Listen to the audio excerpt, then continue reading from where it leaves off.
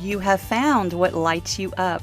I'm your host, Sunny the Life Coach, and I'm here because I see you searching for something or someone out there to help you feel better. Something to take away the pain that you're feeling, the inadequacies. I know all of the things that happen in life can leave you feeling empty. Your search is over. This podcast is all about finding your own freedom and power to love yourself enough to shine in the ways you were always meant to, the ways in which you are already fully capable of. If you're ready for some real talk, some serious truth bombs, and a few F-bombs, you are in the right place. Let's do this. Let's get lit.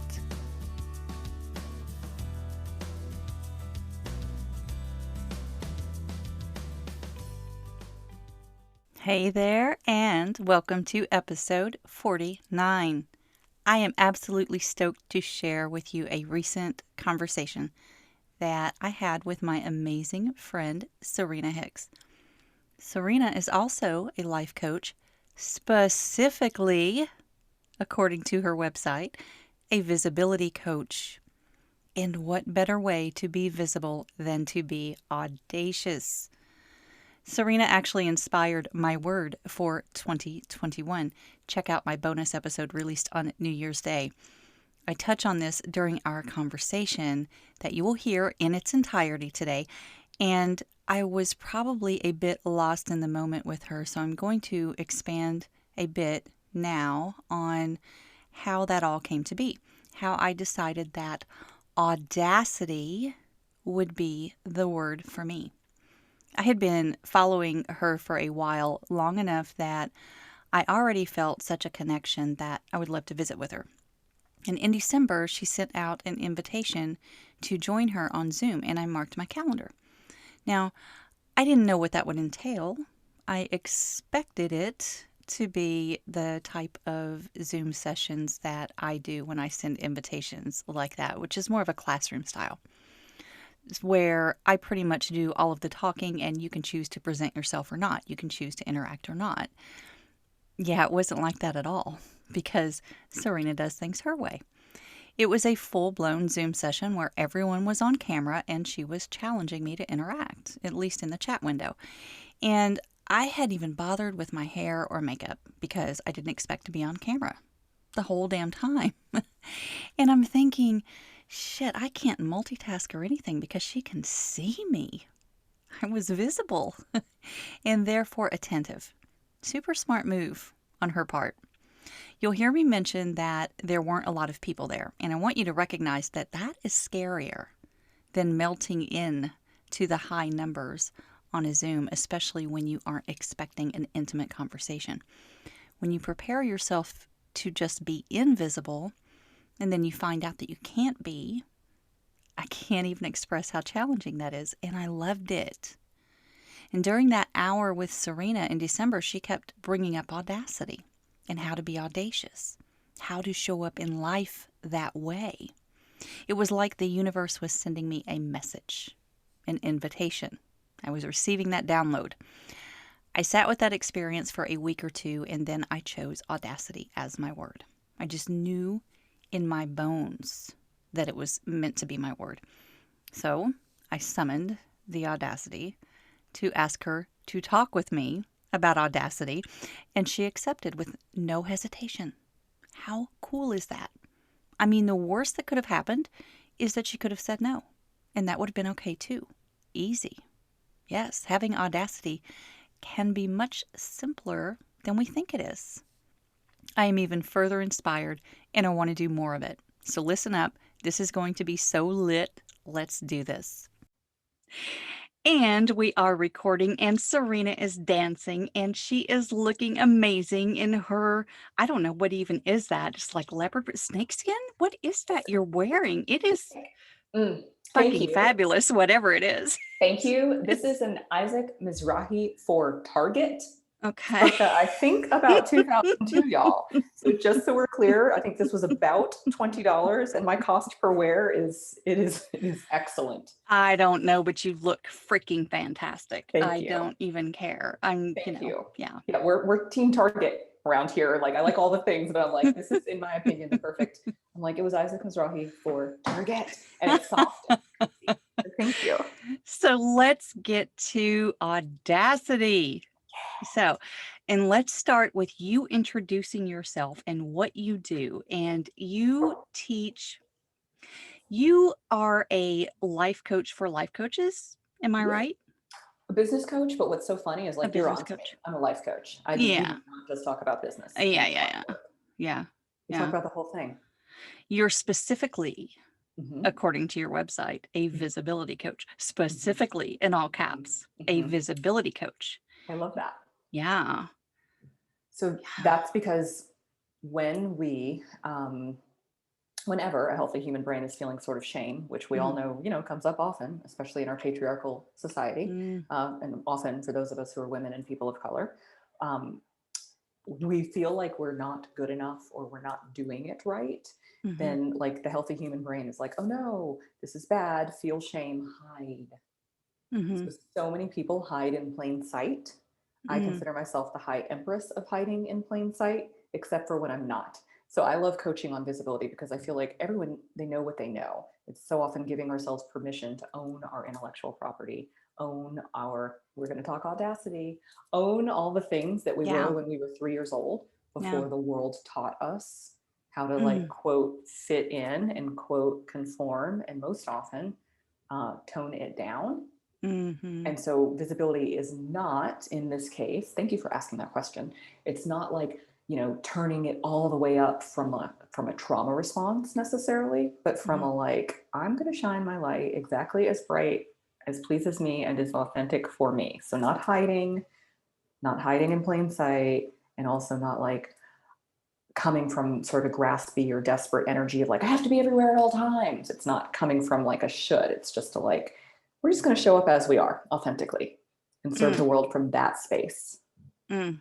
I love it. So how would you describe Mhm. to, just the world right To now? folks, my favorite word right The now. To folks, folks, yes, the folks. folks. How would you describe to the folks who you are, Serena Hicks? Mm. Who you are and I what don't you do? know. What do you do in the world? Who I are do you? stuff. I am I do a work in stuff. progress and a masterpiece at the same time. And I do Mm, stuff. And mm, when I said I don't know, I want to offer that I love that question, like who you are, and I will answer it. But part of that answer is like, well, I'm ever changing. yeah. And I think that, again, patriarchal society has sort of taught us like we need to fit in a nice, neat, tidy box, of Yeah. which I do not.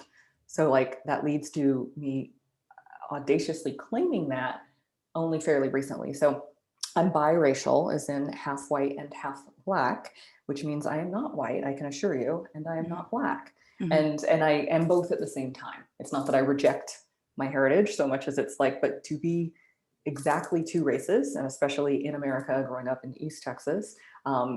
it's not the same. And I can remember, receiving conscious and unconscious, obvious, implicit and explicit messaging of like, I don't have exactly the white privilege of my mother. And at the exact same time, because she is very beautiful, blue-eyed blonde, and if y'all know Texas, you know that Texas prefers blue-eyed Mm, blonde women, yeah. or used to in the 80s. And so, like, I received the messaging that I wasn't like her identity-wise. I also wasn't like my black cousins or friends. I Mhm. was half black. And so, like, this idea of who are you? I'm like, this is the question of my whole life, Sonny and folks. Mm, In that, mm. like, I don't fit in anywhere. And I fit in exactly nowhere, which is why I fit in exactly everywhere. Wow. Yeah. Wow. So people, especially in Texas, are like, "Oh, you're Latino, you're Mexican." I'm like, "No." And then when I Mm. moved to New York City, people were like, "Are you Dominican or Puerto Rican?" And I was like, "So fun." And I remember a college friend being like, "Oh, you're Samoan. I know what you are." And some people are like, "Oh, you're Indian." And other people are like, "Are you Native American?" And so it's like this gorgeous. It's like anything. It's a blessing and a burden all at once. On one hand, there are certainly times that I would like to have, fit in a nicer, neater identity box. And like, for people who, most people probably don't know me on this podcast, I remember getting my driver's license, and it was like a huge, Mm. horrible moment because in What the state box of to check? Texas, yep, here are the options at that time. Am I Yeah. white? No. Am I black? No. Am Hmm. I Hispanic? No. Am I Native Pacific Islander? No. And the other Yeah. option I'm trying to remember, and I remember the lady, this is East Texas, y'all, being like, well, you're not white, so you better put black. I think And you left out Asian, or no, you oh, said right, Asian Asian. No, you're Pacific. right. Yeah. There's six. Yeah. No, There's like, but Pacific Asian Islanders. is so, yeah, Yes. that's huge, But right? Pacific Yeah. Islanders got their own thing. So I was like all mad as Yeah. hell in the middle of being heartbroken and confused and having a trauma moment because Yeah. I'm like, so the Yeah. whole islands get their own box. But the idea that there's two races and like the lady was like, well, no, you're not white. So you're definitely black. And it was like this Hmm. idea of who do I side with? And listeners, you can't see me at this moment, but I look light skinned black slash I Hmm. have really generally like white looking hair. So like the point is there's a great deal of white privilege. So to say Hmm. I'm black makes sense. And at the same time, I remember thinking, is this going to confuse a police officer? Because he's going to look at me and be like, oh, so you're black? Um, it's me. Yeah. It's like, Yeah. that's just So me. this whole idea of saying, who are you Yeah. to you I is never like, know. oh my It's gosh, me. that is like a huge existential question. Like it Yes. is for most of us, but for you, it's like, I don't. I don't fit in Yeah. any of the things. And that's the gift.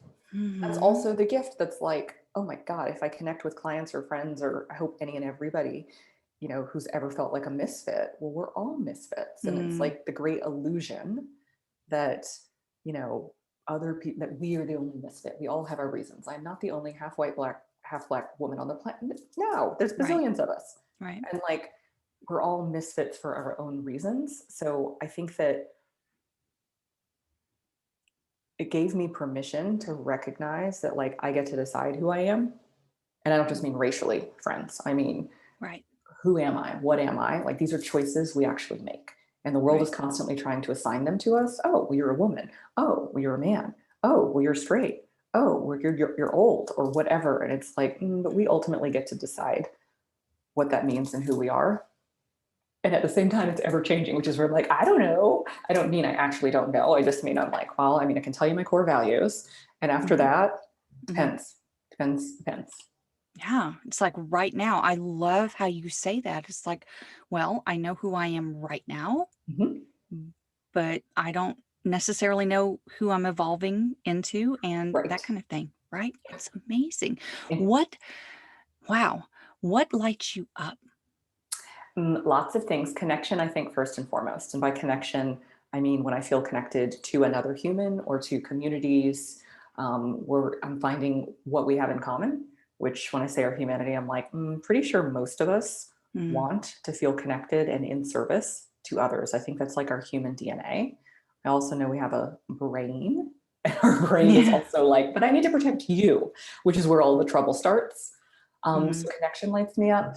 Um, I think Audacity lights me up, which I know that's what we're here to talk about. And I'm like, Yeah. that is connected to this. It's like not having an identity to hold on to also means, okay, but every option is available, if you will, like starting as a young person, like racially, where it's like, oh, I get to decide is audacious because part of the culture that we've mostly grown up in, and it's ever evolving and changing and becoming more inclusive and more like, how do we actually authentically show up on and love on each other, which leads to the connection. Hmm. But it's like, not just saying, oh, okay, well, because I'm this, I can't do that. And that's not just like racially, that's sexual orientation, that's age. Like, what is this old ass story about? Like, well, once you're 40, like, that's it. And I'm like, Yeah. I mean, Georgia Yeah. O'Keeffe started painting at 50.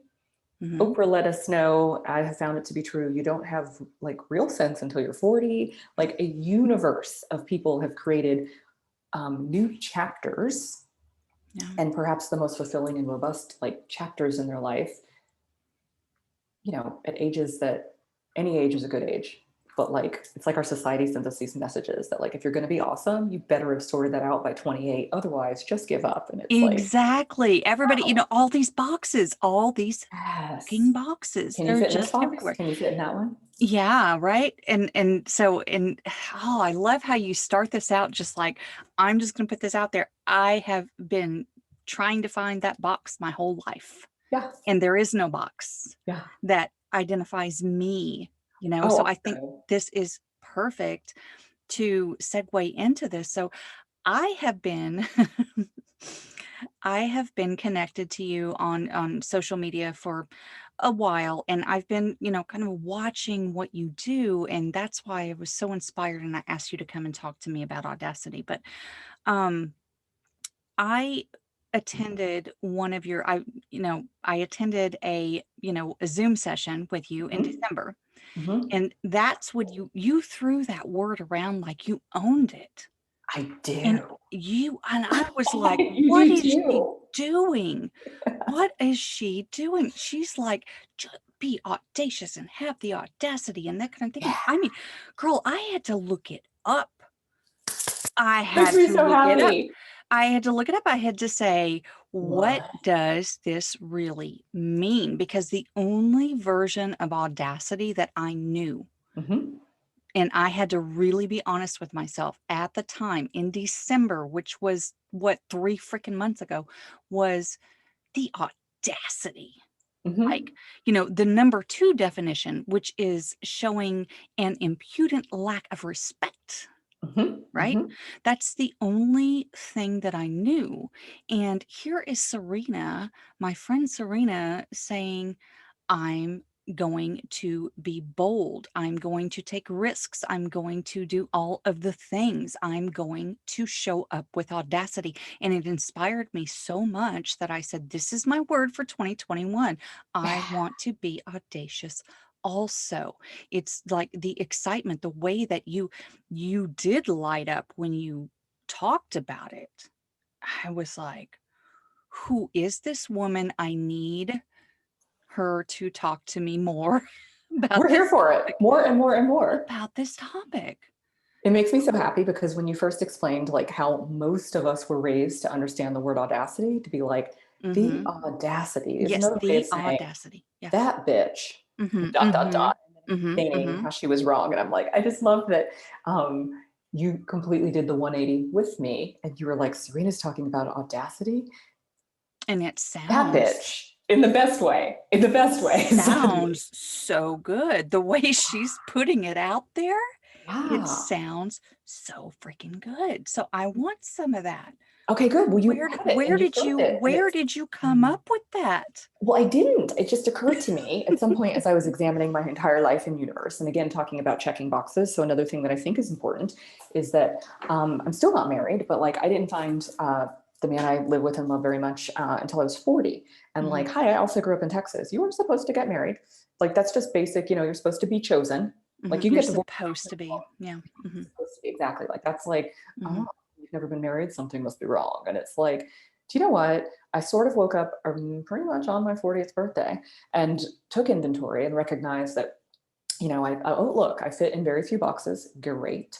And I no longer want to care. I no longer want to accept the like standard messaging that I have, that it's too late. I've waited too long. I've screwed it up. It was just like a sort of defiant rejection. And I think that defiance is underrated. Like if we talk about mm, good trouble, if we talk about John Lewis, if we talk about mm, Martin Luther King, if we talk mhm. about um, RuPaul, if we talk about like Yeah, RuPaul's yeah. coming up for me, all of these, I think, great leaders are Mhm, ultimately a little bit defiant and mm, not from a trauma response necessarily, but from a like, I do not accept status quo. mhm, I do not mhm, accept it. And mhm. instead of making the other person or the other party wrong for it, they're just choosing to create something entirely different. Yeah. They're not asking, they're just doing it. And that is audacious. You know what? This is a really good segue into the Maxine Waters conversation, Maxine! right? God, she's audacious. Auntie Maxine Mhm, Waters conversation with Megan Thee Stallion, mhm, and the song WAP, right? mhm, mhm. And she even said, "It's so funny. Did you watch? Because I sent you the link to that last night. Did you Yes, watch the I didn't watch replay of her that?" video. Okay. No, Okay. I Um, watched the walk video. oh, you did? I remember, I'm like, that I'm familiar with. I did not watch the video. I That read it and I was like, you Maxine's didn't the watch best. the interview. Mm-mm. But no, it was so cute because Maxine Waters is like, okay, Maxine Mhm, is 82 mhm. years old. Yes, as a Okay. Black woman. So we're back Yes, to as a audacity. Black 82. Congresswoman. Uh huh.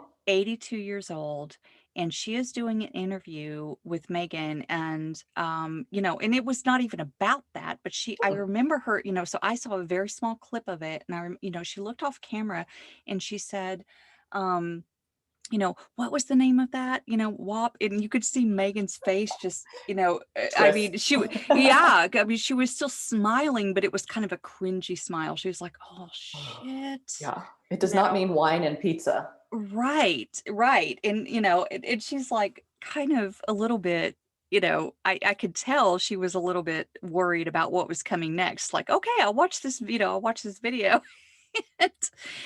And all I could think, and this is what made the headlines, this is what Maxine Waters said, all I could think was Hmm. the audacity, and in such a good way. And Yes. I'm looking for my phone right now because I was trying to find oh, there it is. The actual quote that Hmm. that Maxine said after that, she said something along the lines of, um, I have watched. I'm not even I'm just gonna try to paraphrase it at this point. She's like, Yeah. I check in with the young people. This is what, Hmm. Maxine is saying. I check in with the young people, and I have watched the rap videos, and I have watched the men degrade Hmm. the women over many, many years. And now I see the women taking their power back and saying what they want to say. And that's audacity, and congratulations. Hmm. And I'm like, oh, wow, Yep. wow. Yep. Just like Because that. it's that. And then I'm like, okay, we talked about this the last time we were like totally chatting. Audacity requires an inherent sense of worthiness. Yeah. Audacity is literally taking up space. It is literally Mhm. saying like, inherently, I believe I should be here too. Inherently, Yeah. I believe I can say this. Yeah. And and that's where it's like, oh, of course it's a bad word to the old systems that Mhm. needed women and people of color to be quiet and Mhm. grateful for any crumbs they were given. Mhm. And it's like, nope. Audacity is the opposite. Audacity is like, I think I'm worthwhile too. Mm, um, I'm allowed to be here. And by allowed, I mean I decided. I'm not waiting for so and so to tell me this is acceptable. And if they ever are like, oh, the audacity in the worst way, I'm just going to like hair flip and be like, like, yeah, hi, audacity. I think audacity will change the world Mm. and is changing the world because when I think of like, hi, Black Lives Matter and protests and kids who speak out about, this is old, but like I remember reading about like some high school where yoga pants were banned because young women can't wear yoga pants because the young men can't control themselves. Mhm. And some of the young women are like, so why is it my yoga pants issue and why can't we Why is teach that them? why is that my problem? Right. Why Uh-huh. do I have to change my clothes? I'm supposed to small down, make Yeah. sure that I manage myself in a way that doesn't disturb them. How Mhm. about they get ownership of their body? And actually, I feel Mhm. like I'm like, somehow I feel like Glennon Doyle was involved here at this point too, where it was like, no, I'm Mhm. teaching my son how to manage himself. Mhm. Right? He's not allowed to. She wore something revealing. So I just didn't know how to handle it. And it's like, okay, that's a total audacious, if you will, like flipping of the script. The like, no. Yeah, and that was kind of a question that I wanted to ask you too. It's like, why do so many women not even have it in their vocabulary? I mean, that's what because when, after I attended that session with you in December, that was my thought. I was like, I'm looking up this word because it's like I only knew it in this way. I only Yeah. knew it in a negative connotation. I only knew it in a a, a way that was um, Shaming. abrasive, Yeah. right? Yeah. Shaming to be And avoided. and shaming. Yeah. That's why. So the question that I had for you was, why do so many women shy away from or even resist using that word? And you've kind of already even answered that by just saying, yeah, We've been we're trained. programmed. We're Yes. Yes. very well trained. And even if one's parents and their family of origin caretakers were the most well-meaning, the most open-minded, the most like, Mhm. I'm going to teach my daughters they can do everything. Like Mhm. Mhm. there's neighbors and we went to schools and Mhm. there's communities and we've all watched movies and televisions like in Yeah. televisions, but it's the training. And by training, I think an easy example is like if we go back and watch an old movie from the 80s, Yeah. like pretty much every old 80s movie I watch, I'm like, is this It's racist? horrible. Like, They're horrible, yes, right? yeah, We left them back in the day, but they're horrible because looking at them now. we've And evolved and sexist and racist and everything. sexist and Yeah. ageist and classist in every, like, it's Mhm. wild. And I'm Mhm. like, okay, so this is proof that we are evolving and becoming much, much better as Mhm. people. But the Mhm. point is, we didn't see them as racist and sexist, and we didn't see them because that was just how that was all acceptable back then. So Mhm. it's like Audacity, I think, is newly a part of our new world where people are questioning their thoughts and questioning what's possible for them and questioning upper limits in a whole new level. It's like we didn't used to question it because we were trained and taught what our roles are, whether you were a man or a woman or a white identifying person or a black or a brown identifying, like we were all told what was possible.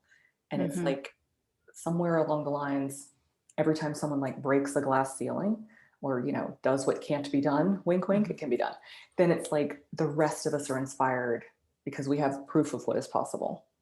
And so then we get to be even more audacious, even if it feels tiny to us. But it's like, I don't know, life coach school. One of the things I love about Brooke Castillo is her unapologetic. I'm going to teach, I'm going to serve, and I'm going to make money. Yeah. That Yeah. has changed my life because someone I see, and admire, it's like she showed me what is possible. So, like, I think we talked about this on that call. It's hard to be Mhm. what you don't see, or Mhm. it's hard to be what you've never seen. So, Mhm. I Mhm. see audacity as a fuel because, like, I don't do everything I do for me. I do it for us. So, people of color, female identifying humans, people who filed a bankruptcy, people who feel like they always had a nice shiny exterior, but on the inside they didn't really know what was happening, people who've, not followed the rules and failed to give their parents a wedding or grandchildren. Like, whatever. Like, I want everyone who's like, that is me, to be like, okay, well, if she can do it, so can I, because we are sane.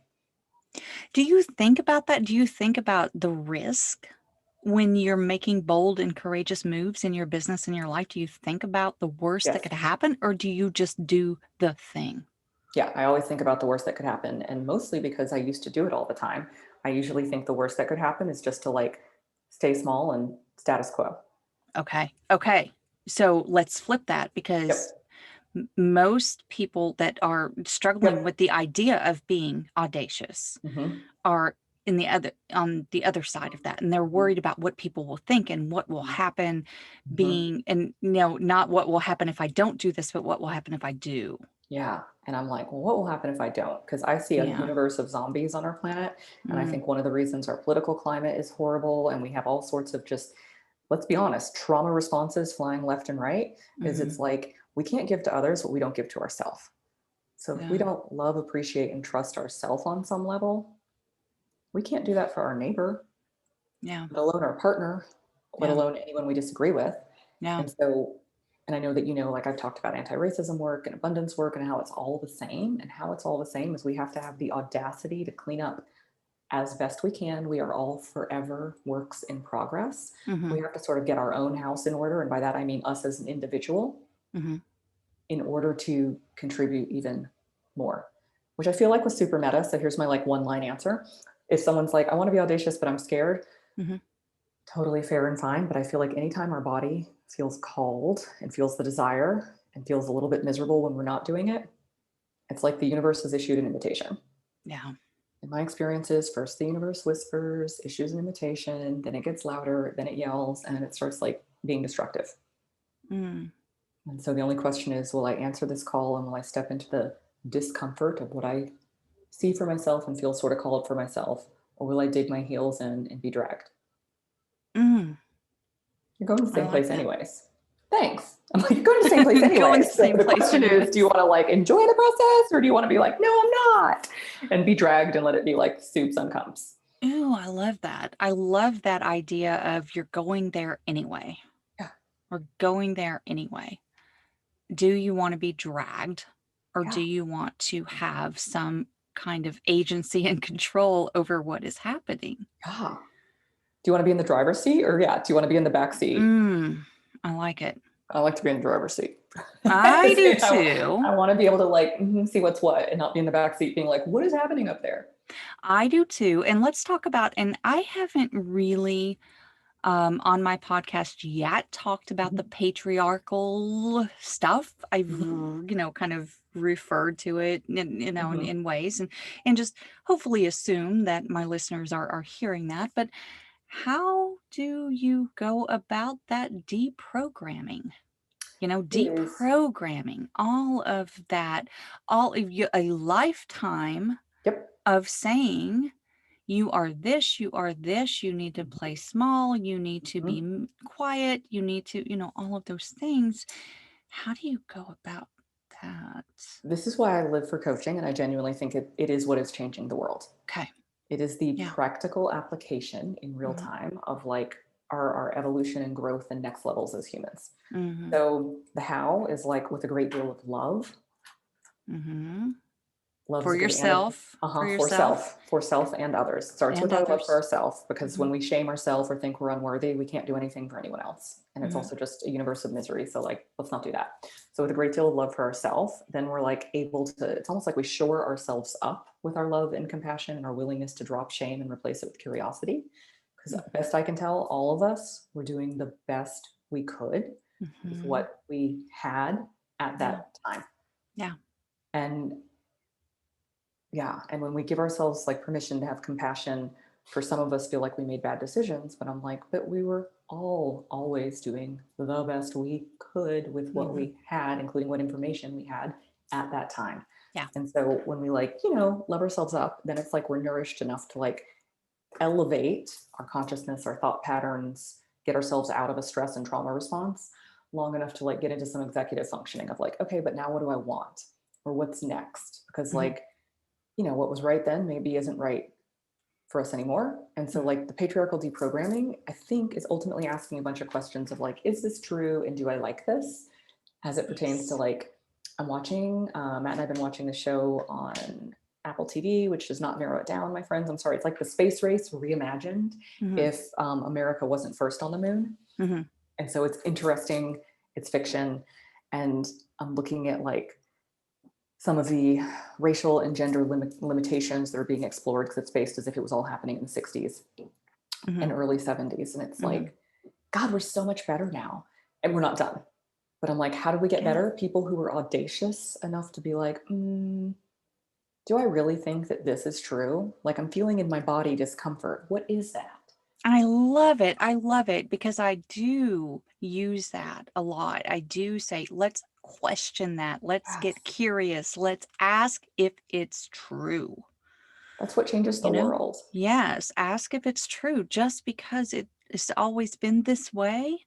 And I can go back to, previous jobs I've had, I mean, how, how many jobs have you had where they're like, where you question, why are Mhm. we doing it this way? And they respond, well, that's the way we've always done it. Yeah. And you're like, but Uh, that's dumb.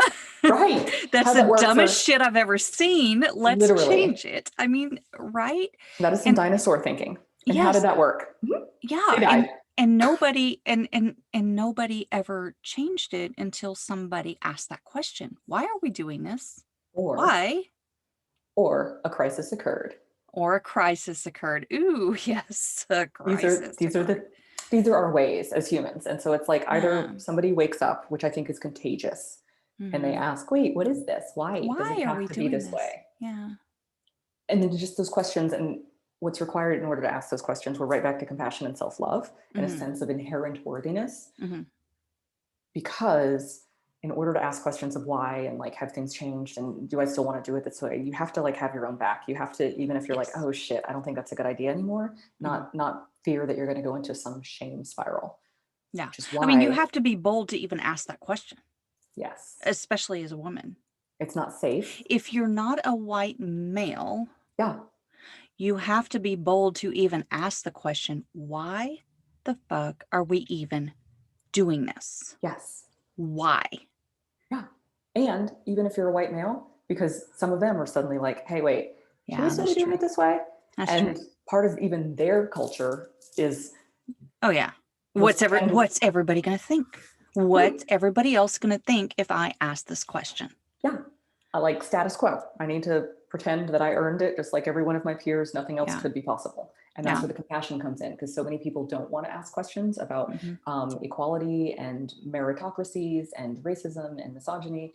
because I genuinely believe their brain is so terrified that they will find information that makes them feel guilt or shame that it just shuts down. We're not asking any questions. We're going to defend what we believe and know, and we're not going to ask any questions. And it's literally coming from a place of insecurity. It's like their brain Mm. doesn't think they can handle, like, won't survive the possibility of finding heartbreaking news. You can't handle the truth. It's like the Literally. Jack Nicholson freak. Literally. You can't handle the truth. Literally. I mean, yeah, wow. And Audacity is like, no, I can. Even if I fail, I'll be okay. Yes.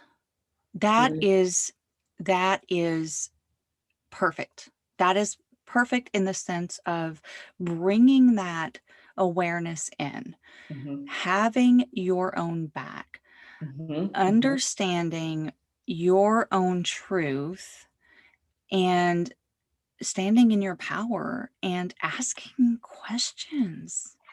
And it seemed, I know, and Like, it's my favorite. it seems so simple, Sure. yet it's so freaking hard Well, it's just actually, for so many of us. it's not necessarily so hard as it's like, okay, any of the drivers who are old enough to know what a stick shift is will Mm, know that it's not necessarily hard, but your brain will have to create new neural pathways to normalize it.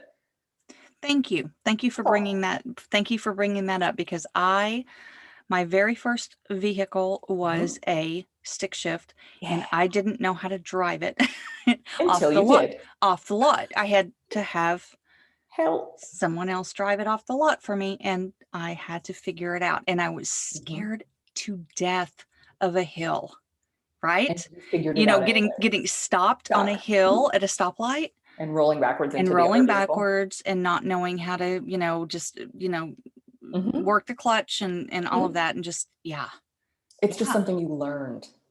It That is my then, point. yeah. And it became second nature after you did. Once you did, it's like, okay, this 100%. is like, well, why aren't all vehicles like this now? Because it was just great because you could, you had so much Even more more, you had more control. control. Yes, you had more Yes. control over Yes.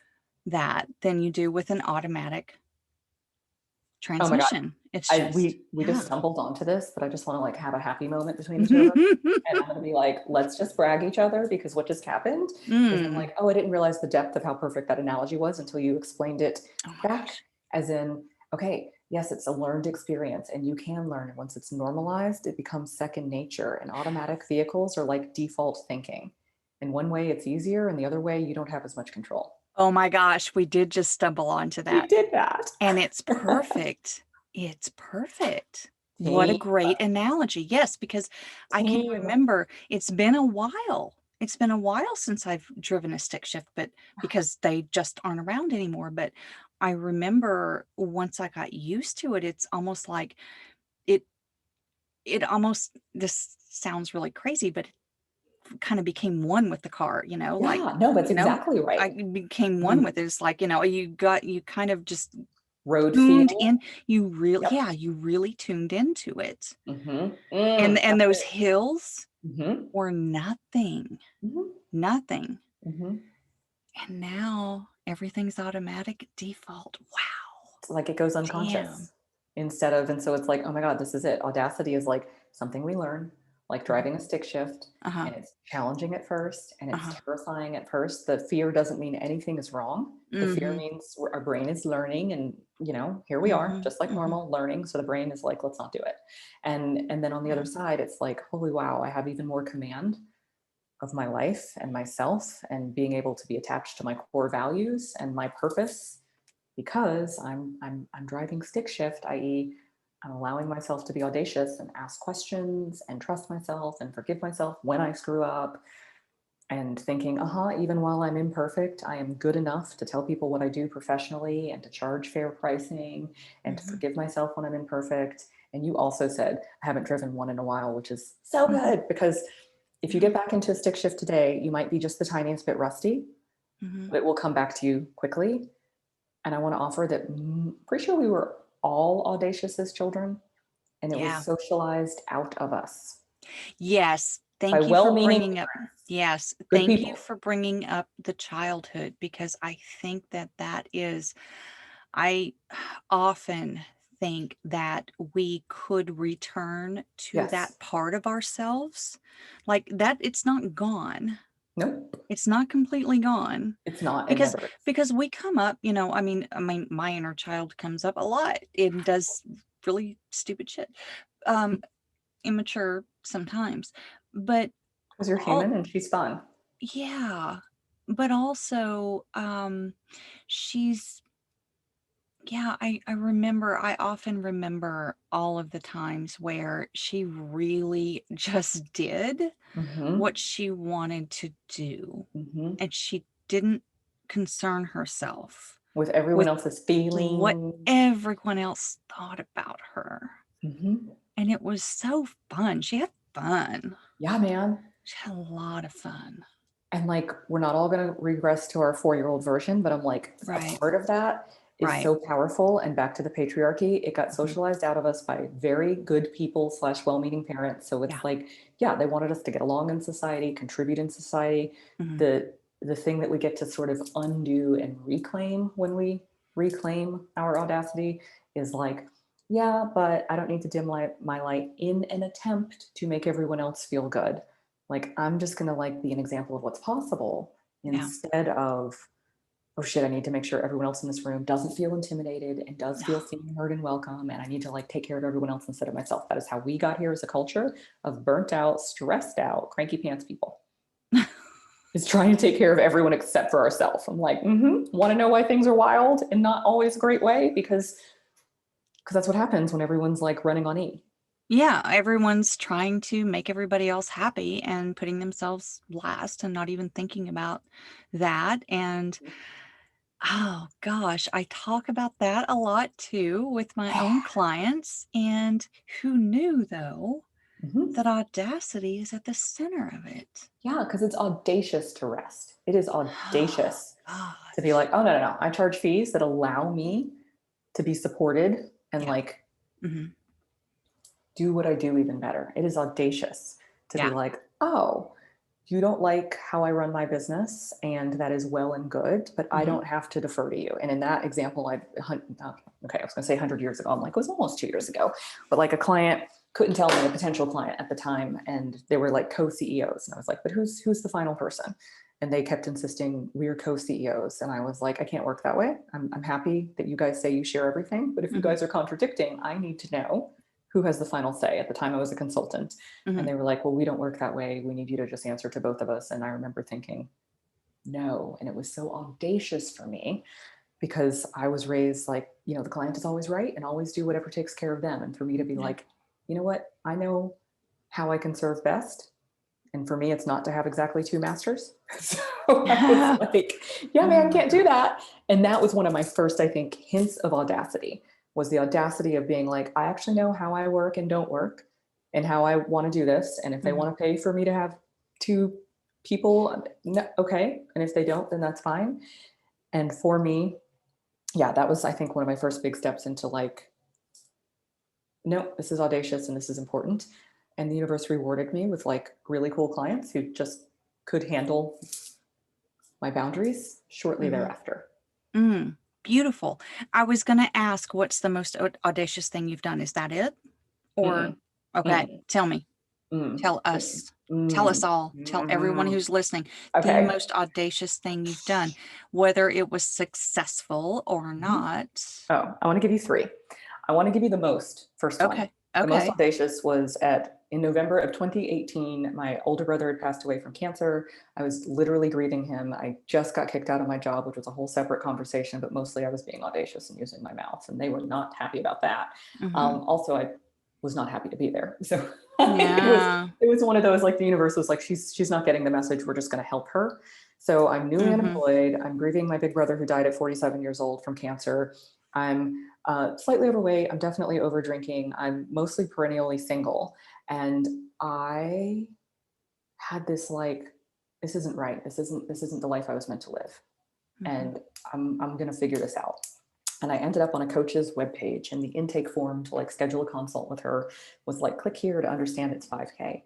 At that exact moment, I didn't know where I was going to live in 3 weeks. I'd already said I was moving out of my apartment before my big brother passed away, and I lost my job, and they'd already rented my place. because in Texas you have to do a 60-day notice. Mm-hmm. So like I was going to lose my lakefront apartment. And so I didn't want to live anywhere else in the complex. And I didn't have proof of money.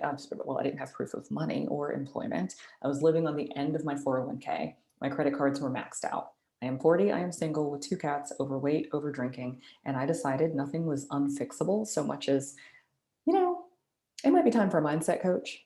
And so when I connected with her and it said it was 5K, I remember being like, no way. I literally didn't have 5K cash or credit. And then I remember getting on the call with her and ultimately convincing her to do a payment plan and ultimately changing my life. And the audacity involved in those decisions to even go to the call, not even knowing how I'd pay for it. Mm-hmm. And then when she was like, no, I don't do payment, explaining my situation. And just so we're clear, ultimately she was like, oh, I made the exception for you because I, Serena Hicks, was like, yeah, I'm going to find money for the first payment and I'll figure everything else out. Obviously, if I fail, you'll fire me, no big deal. But like, I was in this, like, I'm just going to figure it out energy without any evidence as to how. Again, didn't know where I was going to live. Again, didn't have proof of income or money. So, that's going to make finding a place with 2 cats awkward. Mm-hmm. And it was just this like moment of, I don't know how, I only know I will. That's sort of like, that was the theme of that. It was so audacious to even book the consult call. It was audacious of me to be on the call. It was audacious when she said, no, I do 5K pay in full only. And for me to be like, well, I need you to understand.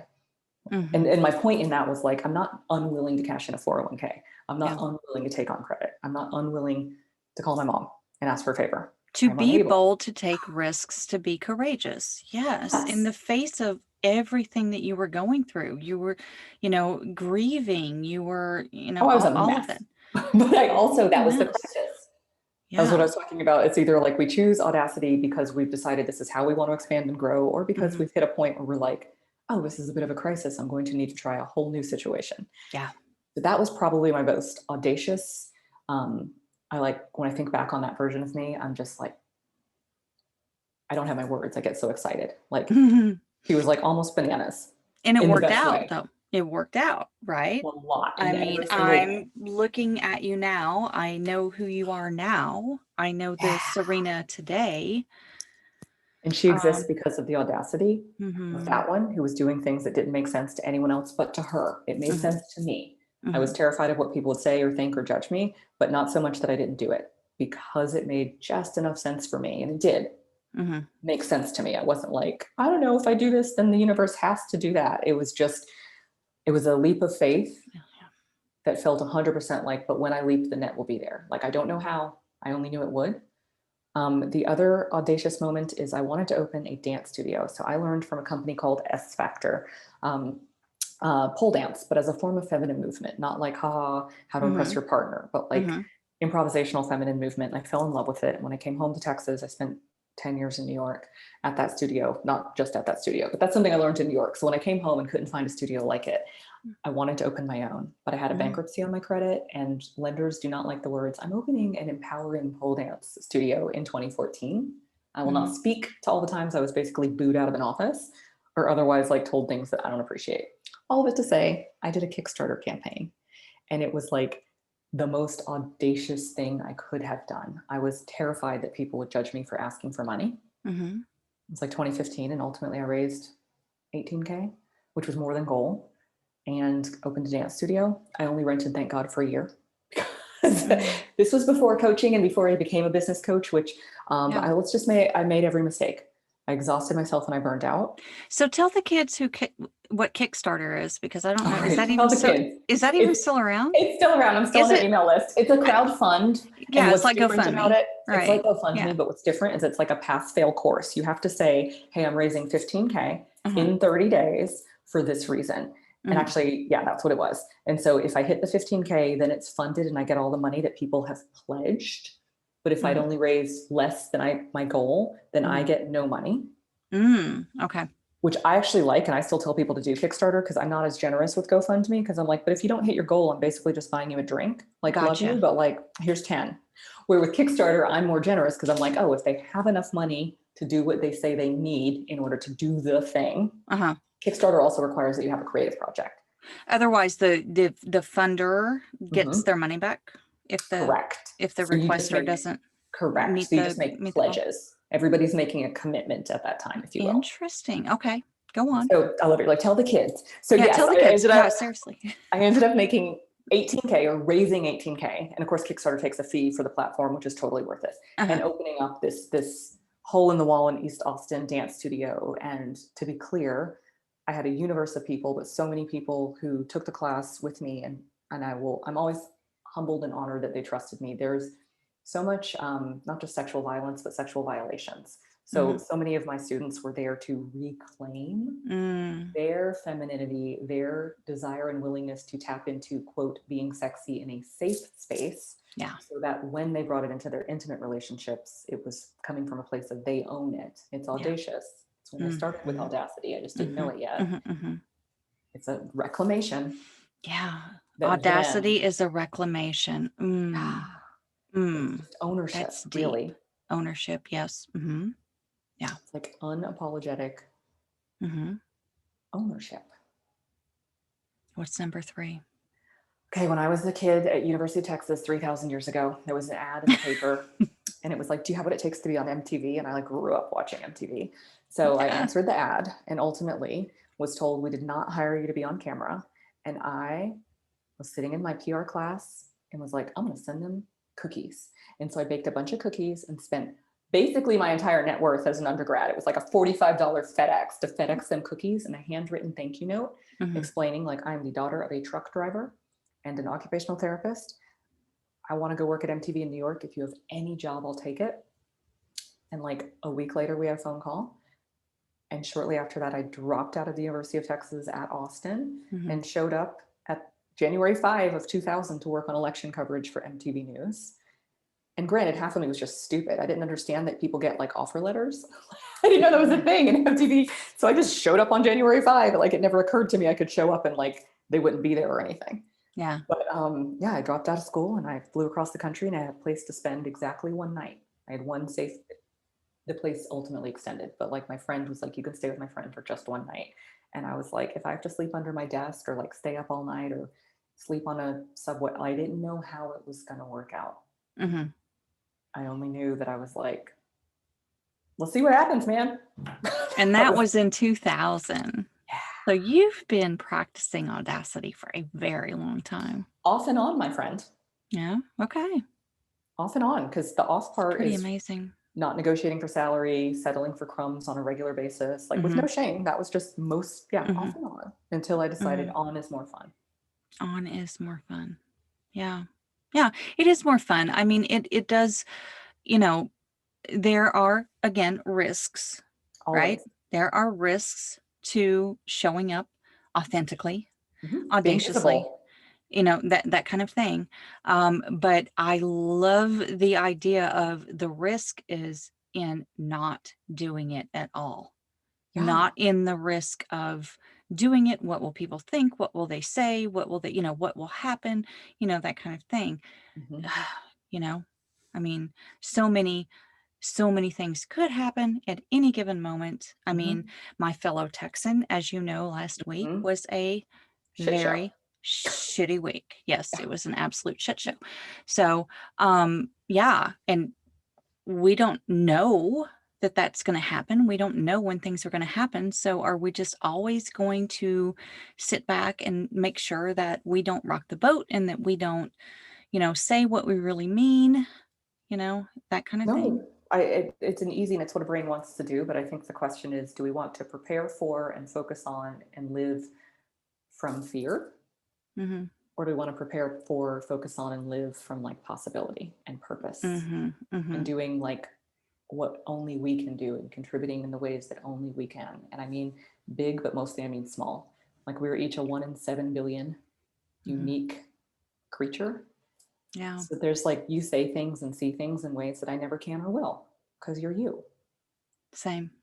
And Yeah. exactly for each of Same, us, same for for you. Yeah. every And listener. yeah. And it's, thank you for bringing up fear too, because, I often say, let's not be afraid of the negative emotions, but fear hmm is hmm the one that will energetically drain you and Of will, course. turn you in a direction that you don't necessarily need to go, hmm you know. It's Um, it's it's yeah. a it has been a safety mechanism that has allowed all of our ancestors to survive long enough to create us. Hmm. So like with great love, having a fear response, like Sure. we are the ancestors of people who had mostly effective fear responses. Hmm. So it makes sense that ours is like we have the fear response. And at this moment in humanity, we get to learn how to manage it Yeah. and discern when it means stop and when it means, oh yeah, Yeah, go, listen, go, yeah, I go. mean, fear is on a, roller coaster or, I don't know, bungee Falling in jump, love, something like the falling in love. being Yeah. Saying vulnerable, I love you first, being vulnerable. having Yes. a kid. I haven't done that, but I'm like, who are you people who agree to let your heart run amok? And Uh, when I run amok, I mean, like, we're talking for about life, for life, every version, exactly. Like, I'm for going to love life. you and risk Yeah. all the highs and lows possible. Like, come on, nothing Yeah. more vulnerable. That's true. That's true. That's, I mean, and the same the other way too, for those that decide not to. Yes. It's, Yes. it's the same thing. It's like, okay, well, yeah, I get to spend the rest of my life explaining why I don't have kids because Oh my God, yes. people ask you. Exactly. And wondering, am I doing it wrong? Am I going to wake up in 30 years and be like, shit? Yeah, did I make a And it's mistake? just an option.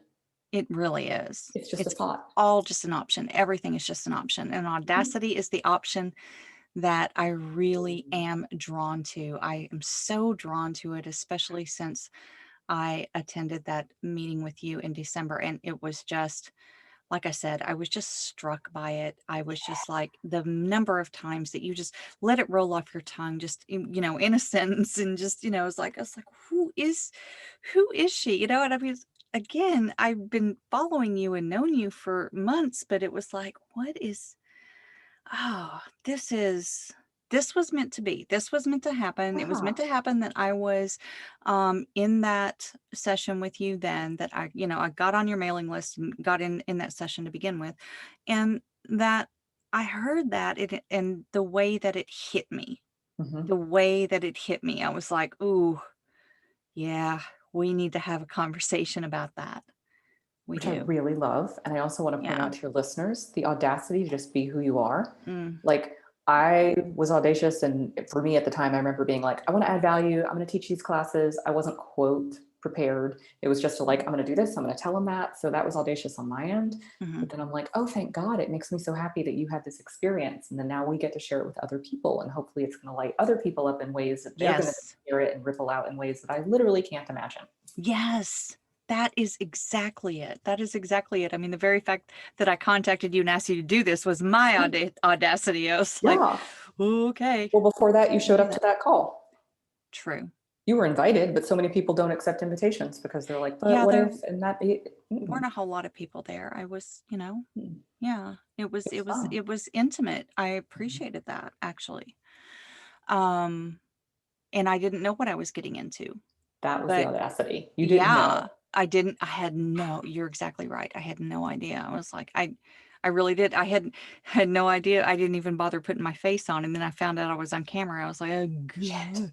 See, and you could have been like, no, and just left. People do that all the time, and there's nothing wrong with that. But the point Yeah. is, you had the audacity to be like, hey, y'all, here's me with, I don't feel like my face is on, but here I am. Yeah. Yeah. Mhm. Yeah. Oh, wow. Oh, wow. Thank you so much. Okay.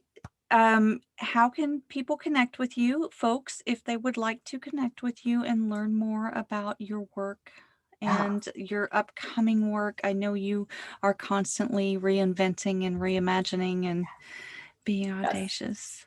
Yes, thank you. Please connect with me as Sunny did. Find me on Facebook or Instagram or my website. So I'm Serena Hicks. Serena spelled like the other Serena, the tennis player. It's Serena. Hicks is Hicks. So serenahicks.com. And on Insta, I'm XOXO Serena Hicks. Also, if you go to Sunny's Instagram, you can like click on her friends and just, find me that way, Serena. Same thing on Facebook. If you go to Facebook, I just use my personal page. I'm rarely on my business page. So for any coaches Yeah. listening, you can make a ton of money not doing all the things you're supposed to. Thank Trust you. me. Thank you. I can't Trust me. stand doing the business page stuff. Mm-mm. Can I say this? Mhm. I will add your links to the show notes, by the way. Thank you. But can I just add, I did check your Facebook bio really quick Mhm. earlier today for Uh-huh. whatever reason. I was just like, what you do? No, it is like, I am not a cat. I'm What? not a cat. I am not a cat. Do you know what I'm You're, talking about? I absolutely Okay. do. And you're killing me. No, no. I was I like, was trying to go to sleep and Matt showed me I am not a cat and I like died. It was like the best end of day. We're about to go to sleep, like wrapping it up. And I am not a cat. I am still, I'm like, we know you're not a cat. So I felt immediately compelled to update my my Facebook personal yes, page to yes. say, y'all come see it. I am not a cat. And then I don't remember what else I said. I just remember I that. don't even, I didn't, I stopped reading after that. I was in tears. I was laughing. I just, yeah. So, you found the right Serena Hicks when you Thank see you. her I am bio not a is cat. I'm not a cat. Oh, that's amazing. All right. Thank you so, so, so much. It's really my pleasure. Thank you. Yeah. All right. Later, girl. Whew, I told you that was going to be fantastic, right? It really was everything energetically. That is my jam. And how about the part where she says that Audacity is flipping the script? You all know I love to talk about the way we live our lives as if we are in our own movie and how we have these scripts for everyone, including ourselves, in the starring role. Yes, flip that script. That is going in the title for sure. Check the show notes for all things mentioned by Serena in terms of how to connect with her on social media, her website, all the things, and then do it. Seriously, do it. I just adore her. Serena is my soul sister. Also, if this episode resonates with you, I invite you to join my new 30-day course, Feel Better Than Fine No Matter What. We're going to talk about all of the things I've been touching on with this podcast over the past year. Things like dwelling on the past, feeling guilty, comparing yourself to others, wishing things could be different, wishing people around you could be different, and how you show up with audacity. It is always perfect timing to address all of those things. Yes, it's going to be interactive. We'll have daily conversations about the things that are keeping you stuck, and I'll also do weekly group coaching sessions. It's going to be so lit because all of the things that are happening in the world and the behaviors of others truly don't mean a thing when you are living this life with a managed mind from a place of awareness and ease. That is where your freedom lies. That is your power. I'm going to show it to you. 30 days to freedom, 30 days until you will feel better than fine no matter what. Your journey begins on March 8th, so if you're listening on the release date, there is still time to join. If you are hearing this later, don't worry. I already have plans to offer it again and again because I already know how amazing and impactful this is going to be. Simply check out the show notes for a link to register for this course or to be placed on the waiting list if it's already in progress. I will always share the registration details to those on my list first. If you are able to get in by March 8th, 2021, sweet. If it's a later version, know that it will be just as awesome, if not even more so. Just get on the list. Commit to connecting with me and showing up, and I promise you'll feel better than fine. I am also so stoked to be offering this. I truly cannot wait. There is no reason that you should wait either. Let's do this. Light up. Shine on.